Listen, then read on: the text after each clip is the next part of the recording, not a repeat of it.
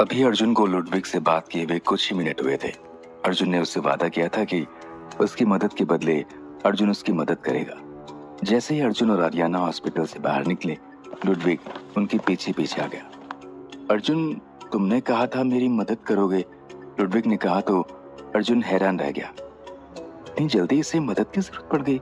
फिर भी उसने पूछा, कहो कैसी मदद चाहिए? लुडविग बोला, मैंने पहले ही बताया था कि मैंने विक्टर का साथ छोड़ दिया है, लेकिन अब मैं एक नई जिंदगी की शुरुआत करना चाहता हूँ और उसके लिए मुझे तुम्हारी मदद की जरूरत पड़ेगी। लेकिन इस सब में मैं तुम्हारी कैसे मदद कर सकता हूँ? अर्जुन ने पूछा। लुडविग बोला, विलियम की बेटी जेनेट तुम्हारी अच्छी दोस्त है और मुझे पता है कि वो तुम्हारी कोई बात नहीं टालती। अगर तुम मुझसे कहोगे तो वो यहाँ से बाहर निकलने में मेरी मदद कर देगी। मैं अमेरिका छोड़कर किसी और देश जाना चाहता हूँ। अर्जुन को अभी उसकी बात समझ में नहीं आई थी, तो उसने पूछा, और आखिर तुम ऐसा क्यों करना चाहते हो? लुडविग बोला, बस ऐसे ही। मैं इस जिंदगी से तंग आ चुका हूँ, लेकिन यही रहा तो आज नहीं तो कल मुझे फिर से विक्टर के गैंग में शामिल होना पड़ेगा। तुम जेनेट से पूछो कि मुझे कहीं बाहर भिजवा दे और मेरा वहां रहने का इंतजाम भी कर दे। अर्जुन बोला, ठीक है, मैं कोशिश करूंगा। लुडविग बोला, अगर तुम ऐसा करोगे तो मेरी बहुत बड़ी हेल्प होगी। तुम एक इंसान को अच्छी जिंदगी जीने की राह पर आगे बढ़ाने में मदद करोगे। अर्जुन ने जेनेट से बात की और वो भी लुडविग की मदद करने के लिए तैयार हो गई। आखिरकार लुडविग अमेरिका छोड़कर स्पेन शिफ्ट हो गया। इस तरह अर्जुन भी उसके कर्ज से मुक्त हो गया था, जो उसने आर्याना की मदद करके उस पर चढ़ा दिया था। आर्याना के पूरी तरह ठीक होने के कुछ दिन बाद अर्जुन उसे लेकर इंडिया वापस आ गया। अर्जुन एक बार फिर से मन लगाकर अपना काम करने के लिए तैयार था। उसे लग रहा था कि सब कुछ ठीक हो गया है, लेकिन ऐसा नहीं था। जब भी उसकी जिंदगी में कोई ऐसा पल आता जब उसे लगने लगता कि सब कुछ ठीक हो चुका है, तभी कोई न कोई बुरी खबर मिल जाती। इस बार बुरी खबर उसे इंस्पेक्टर कविता ने दी। उसने अर्जुन को बताया कि आखिरकार रॉबिन मल्होत्रा के वकील उसे छुड़ाने में कामयाब हो गए, और उससे भी बुरी खबर ये थी कि उसके वकीलों ने अर्जुन पर मुकदमा दायर कर दिया था। ये उसके लिए बड़ी अजीब बात थी। कविता ने पूछा, अब क्या करोगे तुम? ये सुनकर अर्जुन एकदम से चौंक पड़ा। ये क्या कह रही हैं आप? मैंने तो ऐसा कुछ नहीं किया जिसके लिए मुझे किसी मुकदमे का सामना करना पड़े। इंस्पेक्टर कविता बोली, वो तुम्हें किसी न किसी क्राइम के लिए प्रेम करेगा और हो सकता है कि मुझे ही तुम्हें गिरफ्तार करने के लिए आना पड़े। यही उसका बदला लेने का नया तरीका है। अर्जुन बोला, ठीक है, देखते हैं क्या हो रहा है और क्या होने वाला है। अब अर्जुन को इस मुकदमे का इंतजार था, लेकिन उसे ज्यादा इंतजार नहीं करना पड़ा। अगली ही सुबह इंस्पेक्टर कविता ने उसे फोन करके बताया कि रॉबिन ने तुम्हारे खिलाफ शिकायत दर्ज की है कि तुमने खुद बॉम्ब ब्लास्ट किया है और उसे झूठा मामले में फंसाया है। अर्जुन बोला, अच्छा तो ये मामला है। खैर, अब आप ये बताइए कि आप मुझे गिरफ्तार करने आएंगे या मैं खुद पुलिस स्टेशन आ जाऊं? इंस्पेक्टर कविता बोली, तुम खुद ही आ जाओ तो मेरी मेहनत बच जाएगी। हाँ, लेकिन तैयारी से आना। हो सकता है कुछ ज्यादा देर तक तुम्हें यहाँ बैठना पड़ जाए। जब अर्जुन थाने पहुंचा तो कविता बोली, अब आराम से बैठो, तुमसे कुछ जरूरी सवाल पूछे जाएंगे, लेकिन इस पूरी कार्रवाई में वक्त लग सकता है और हो सकता है कि रॉबिन खुद भी यहाँ आए। बोर तो नहीं हो जाओगे? अर्जुन मुस्कुराया, मैं पहली बार थोड़ी ना पुलिस स्टेशन आ रहा हूँ, बल्कि कुछ रातें मैंने हवालत में भी बिताई हैं। ये तो कविता को अच्छी तरह से याद था। अर्जुन की बात सुनकर वो मुस्कुरा दी। अर्जुन की यही बात उसे अच्छी लगती थी कि वो हर सिचुएशन में खुश रहता था, भले ही उसे हवालत में ही क्यों न रहना पड़े। कविता ने कहा, तो तुम पता करना नहीं चाहोगे कि आखिर उसने तुम्हारे खिलाफ क्या रिपोर्ट दर्ज करवाई है? अर्जुन बोला, नहीं तो मुझे आप पर पूरा भरोसा है। ये सुनकर कविता मुस्कुरा दी। दोपहर में कविता उसके लिए खाना लेकर आई और अपने टेबल पर रखकर बोली, आओ अर्जुन, खाना खाते हैं। अभी तक कविता ने न तो उसे हथकड़ियां पहनाई थी और ना ही उसे हवालत भेजा था, और अब वो उसे अपने साथ खाना खाने के लिए बुला रही थी। उधर जैसे ही ईशा को ये पता चला कि अर्जुन को गिरफ्तार किया गया है और इस वक्त वो पुलिस स्टेशन में है, तो वो सारा काम छोड़कर अपनी लॉयर को लेकर पुलिस स्टेशन आ गई। वहां आते ही उसने देखा अर्जुन आराम से बैठा कविता के साथ खाना खा रहा है, तो वो एकदम से परेशान हो उठी और अर्जुन को डांटते हुए बोली, अर्जुन, वहां सब लोग तुम्हारी गिरफ्तारी की वजह से परेशान हैं और यहाँ तुम आराम से बैठकर खाना खा रहे हो। आखिर ये सब क्या चल रहा है? ईशा को देखकर अर्जुन खाना छोड़कर उठ खड़ा हुआ और ईशा से बोला, रॉबिन ने मेरे खिलाफ शिकायत दर्ज कराई ईशा जी। क्या? लेकिन किस बात के लिए? ईशा चीख रही थी, लेकिन उन दोनों को इस तरह परेशान देखकर कविता हंस पड़ी। आप क्यों हंस रही है? अर्जुन ने हैरान होकर कविता से पूछा। मुझे माफ करना, लेकिन तुम्हें बचाने के लिए मुझे छोटा सा नाटक करना पड़ा। नाटक? कैसा नाटक? ईशा और अर्जुन ने एक साथ पूछा। कविता बोली, मुझे पता चला है कि रॉबिन अर्जुन को नुकसान पहुंचाने वाला है, इसलिए मैंने पहले उसे पुलिस स्टेशन बुला लिया और एक खबर फैला दी कि किसी जुर्म में उसे गिरफ्तार किया गया है। ये सुनकर रॉबिन ने अपने कदम पीछे खींच लिए होंगे। मैं बस अर्जुन को बचाना चाहती थी और कुछ नहीं। कविता की बात सुनकर अर्जुन और ईशा की जान में जान आ गई। अर्जुन इतनी देर में भी समझ नहीं पाया था कि कविता ने उसे बुरी तरह बेवकूफ बनाया है, लेकिन इस नाटक में उसकी भलाई छिपी हुई थी।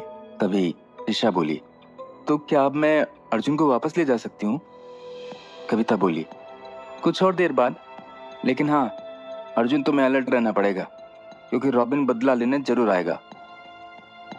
ईशा तो पहले ही इसके लिए तैयार थी। इतने दिनों में उसने रॉबिन के बिजनेस को बुरी तरह नुकसान पहुंचाया था। अब या तो रॉबिन अपना बिजनेस संभाल सकता था या अर्जुन से बदला ले सकता था। अर्जुन ने ईशा से कहा, ईशा जी आप जाइए, मैं थोड़ी देर बाद आ जाऊंगा। ईशा के जाने के 1-2 घंटे बाद अर्जुन पुलिस स्टेशन से बाहर निकला, लेकिन जैसे ही वो बाहर निकला, एक कार उसके सामने आकर रुक गई। अर्जुन के बढ़ते कदम थम गए।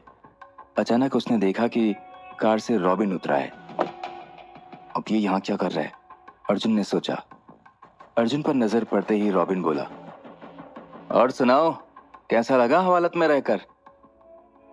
पुलिस स्टेशन में रहना कोई आसान काम नहीं है। ये सुनकर अर्जुन थोड़ा मुस्कुराया और बोला, हाँ, जिस चीज का एक्सपीरियंस तुम्हें मुझसे कहीं ज्यादा हो गया है। खैर, मुझे उम्मीद नहीं थी कि मेरी हवालात से बाहर आते ही तुम मेरा स्वागत करने के लिए आ जाओगे।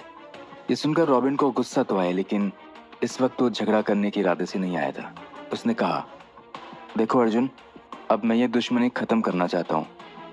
आज के बाद मैं कभी तुम्हारे रास्ते में नहीं आऊंगा और यही उम्मीद मैं तुमसे भी करता हूँ। अर्जुन बोला, अगर ऐसा है तो ये तो बहुत अच्छी बात है। मैं तो पहले भी कभी तुम्हारे रास्ते में नहीं आया भाई, लेकिन मैं उन लोगों में से हूँ, अगर कोई मेरी तरफ उंगली उठाएगा तो मैं उसका हाथ तोड़ दूंगा, याद रखना। इतना कहकर अर्जुन आगे बढ़ गया और जाके अपनी गाड़ी में बैठ गया। रॉबिन समझ गया कि अर्जुन एक बार फिर उसे खुली धमकी देकर चला गया, लेकिन इस वक्त उसके दिमाग में कुछ और ही चल रहा था और वो यहाँ अर्जुन के साथ लड़ाई नहीं करना चाहता था। अर्जुन भी इस वक्त किसी तरह के झगड़े या बहस के मूड में नहीं था। आखिर बहुत दिनों बाद उसकी लाइफ में सब कुछ ठीक होने जा रहा था। वो आकर कार में बैठा और फोन चेक किया। उसके फोन में इस वक्त 1 दर्जन मिस्ड कॉल पड़े हुए थे। इनमें सबसे ज्यादा मिस्ड कॉल मेघा के थे। इतने महीनों बाद मेघा ने अचानक मुझे कॉल क्यों किया? अर्जुन ने सोचा। जब अर्जुन आर्याना के घर पर सो गया था और मेघा का कॉल आया था, तभी से मेघा उससे नाराज थी और इस बीच अर्जुन को भी उससे बात करने का मौका ही नहीं मिल पाया था। लेकिन आज मेघा के इतने सारे मिस्ड कॉल एक साथ देखकर अर्जुन को हैरानी हुई, लेकिन फिर उसने सोचा कि शायद गिरफ्तारी की खबर उस तक पहुंच गई होगी। फिक्र के मारे उसने कॉल किया होगा। उसने तुरंत मेघा को कॉल किया। जैसे ही मेघा ने फोन उठाया, अर्जुन ने कहा, मेघा तुम्हारी तबीयत तो ठीक है? एक साथ इतने सारे कॉल्स? मेघा बोली, अच्छा, तो अब तुम्हें मेरी तबीयत की चिंता होने लगी। तुम बताओ कि तुम पुलिस स्टेशन क्या कर रहे हो? अर्जुन बोला, कुछ नहीं,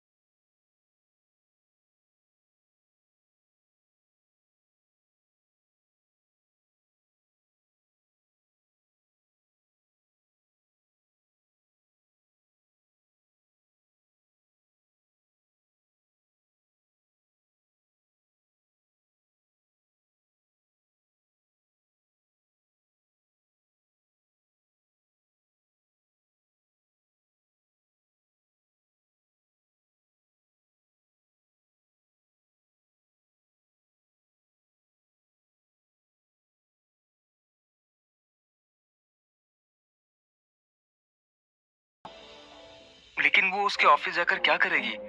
रॉबिन तो कुछ देर पहले यही मेरी आंखों के सामने था। मुझे लग रहा है कि वहां जाकर किसी मुसीबत में न पड़ जाए। अपना फोन भी ऑफ कर रखा है। आगे अर्जुन ने कहा, अच्छा तो मैं खुद वहां जाकर देखता हूँ। मेघा मिल जाएगी तो मैं वापस ले आऊंगा।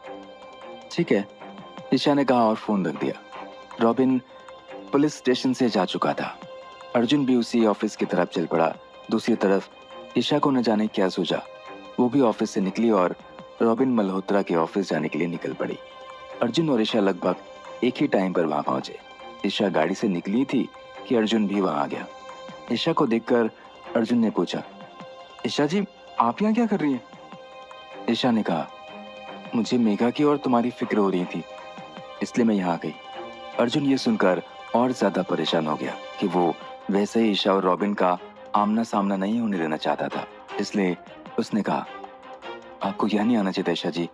खैर अब मैं आ गया हूँ तो आप वापस ले जाइए प्लीज। लेकिन ईशा बोली, नहीं, पहले मेघा को ढूंढ लेते हैं, फिर उसे लेकर वापस चलेंगे। यहाँ उसकी गाड़ी तो खड़ी है लेकिन मेघा कहीं दिखाई नहीं दे रही। शायद वो पहले ही अंदर जा चुकी है। अर्जुन भी अंदर जाने के लिए आगे बढ़ा तो ईशा भी उसके साथ हो गई। वो दोनों ऑफिस के अंदर जा ही रहे थे कि सिक्योरिटी गार्ड ने उन्हें रोक लिया और बोला, आप लोग अंदर नहीं जा सकते सर। लेकिन क्यों? ईशा ने पूछा। गार्ड बोला, क्योंकि आप इस कंपनी का एम्प्लॉय नहीं है, इसलिए आप नहीं जा सकते। ईशा ने पूछा, लेकिन हमसे पहले जो लड़की आई थी वो तो अंदर गई है। आखिर क्यों आई थी मेघा रॉबिन मल्होत्रा के ऑफिस? जानने के लिए सुनिए शेर दिल का अगला एपिसोड सिर्फ पॉकेट एफएम पर।